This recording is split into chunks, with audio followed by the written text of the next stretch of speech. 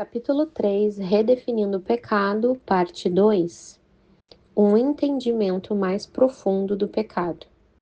Por meio dessa parábola, Jesus apresenta um conceito muito mais profundo de pecado, algo que nenhum de nós seria capaz de imaginar. Quase todo mundo pensa em pecado como a não observância das normas de conduta estipuladas por Deus, mas, embora não seja menos do que isso, a definição de Jesus vai muito além disso. Em seu romance Wise Blood, Flannery O'Connor afirma o seguinte sobre sua personagem Hazel Motes. Havia nele uma convicção profunda, sombria e tácita de que, esquivando-se de Jesus, ele estaria se esquivando do pecado. Essa é uma percepção profunda. Podemos nos esquivar de Jesus como Salvador, cumprindo todas as leis morais.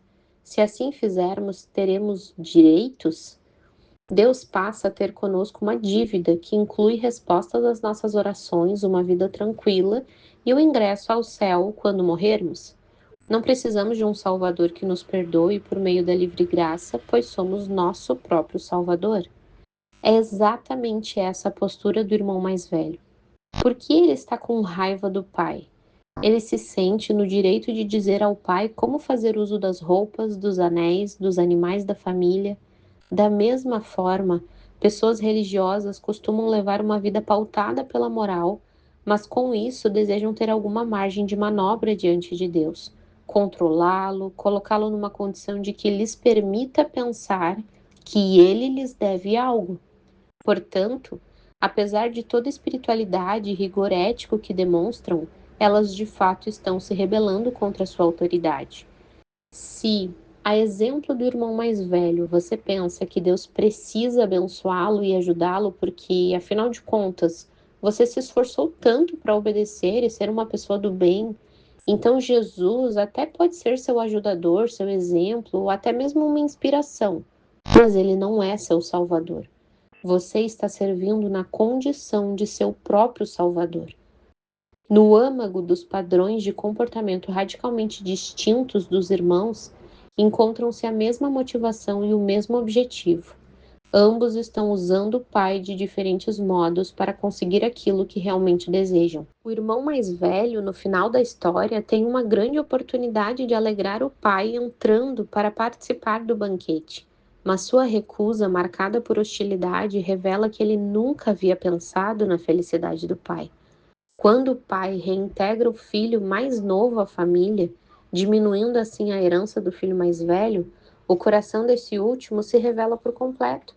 Ele faz de tudo que está a seu alcance para magoar o pai e lhe oferecer resistência.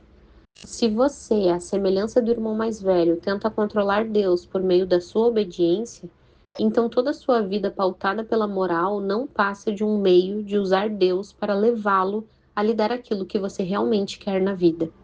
Um exemplo clássico dessa postura é a proposta que o jovem Salieri faz a Deus na peça Amadeus de Peter Shaffer. Em segredo, eu oferecia a mais orgulhosa oração que um jovem poderia conceber. Senhor, faz de mim um grande compositor. Permita-me celebrar tua glória por meio da música e que eu mesmo seja celebrado. Amado Deus, torna-me famoso em todo o mundo, torna-me imortal. Depois da minha morte, que as pessoas para sempre profiram meu nome com amor por aquilo que escrevi.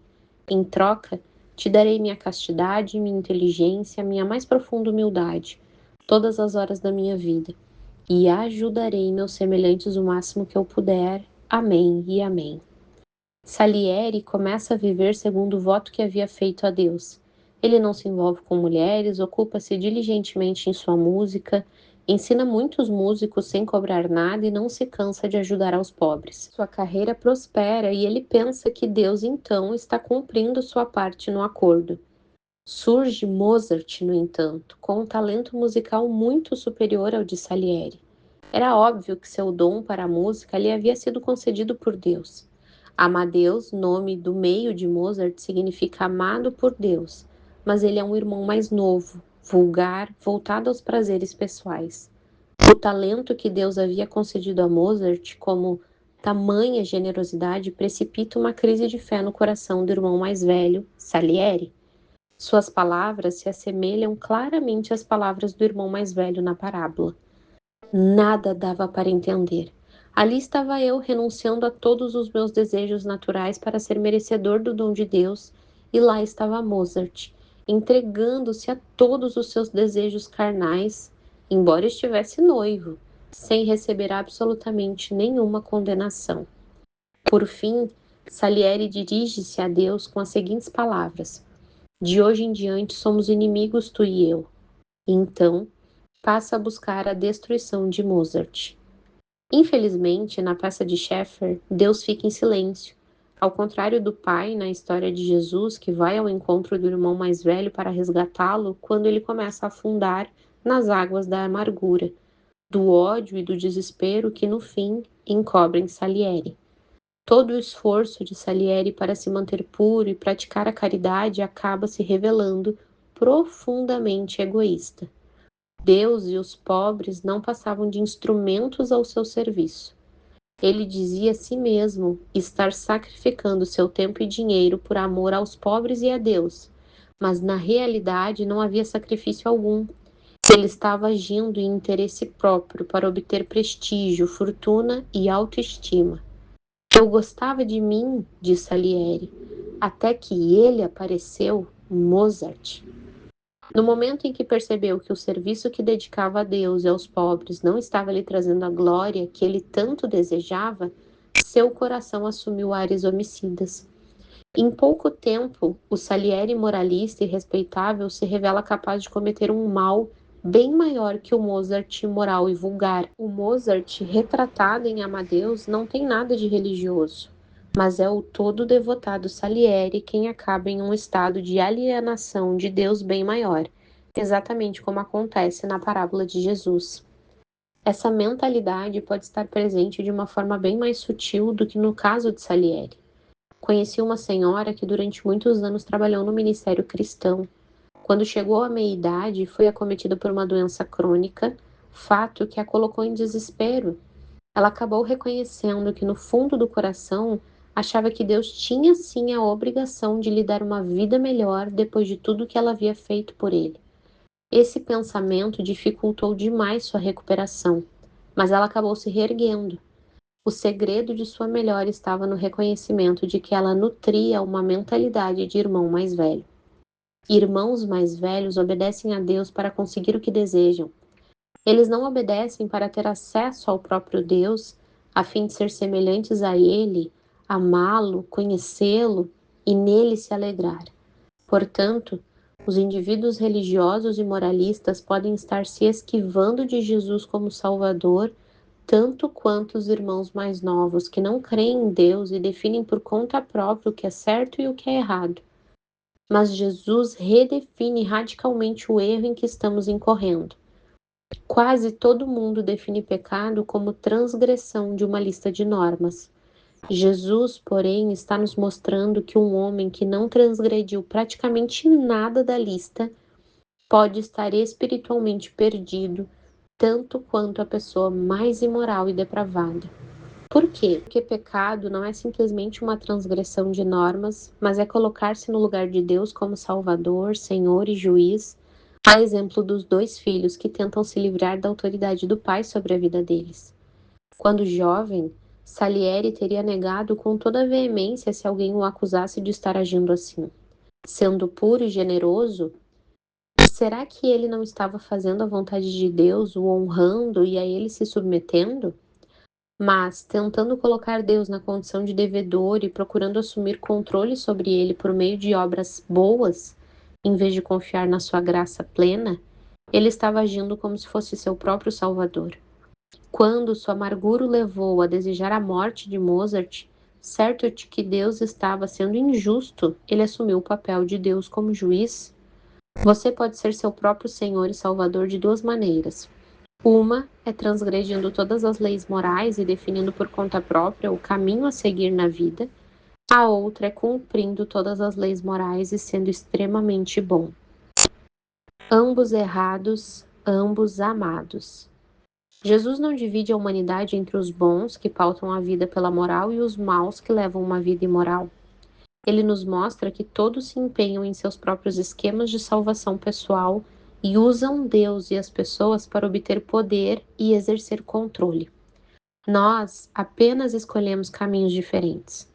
No entanto, apesar de ambos os filhos estarem errados, o pai se preocupa com eles e os convida de volta a seu amor e a participarem de seu banquete.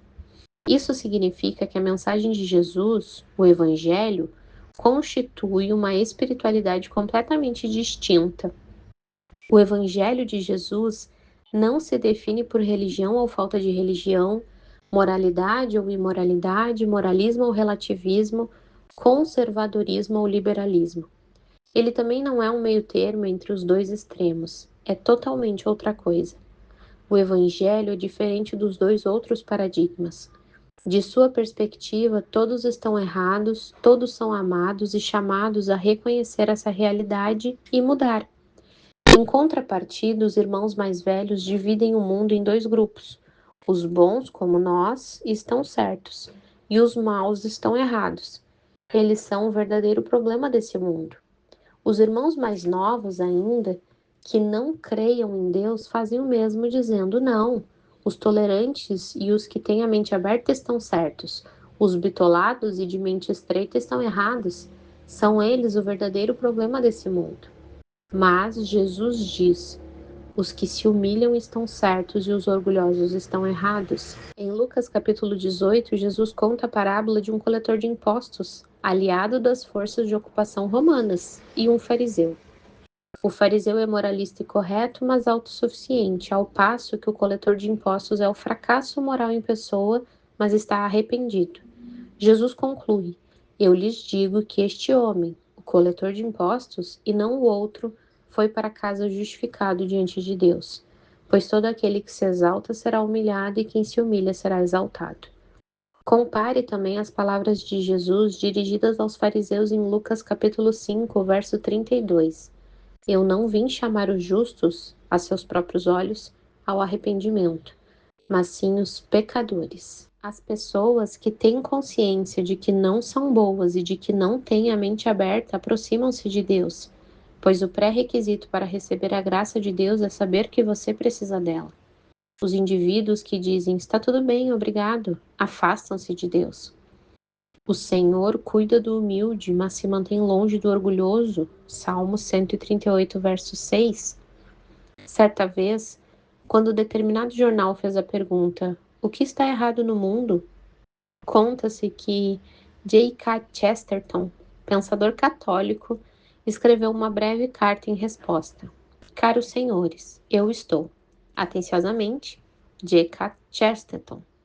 Essa é a postura de alguém que entendia a mensagem de Jesus.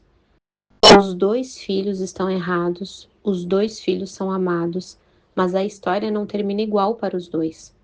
Por que Jesus faz a narrativa de tal modo que um deles é salvo, restaurado a um relacionamento correto com o Pai, mas o outro não? Pelo menos não antes do fim da história.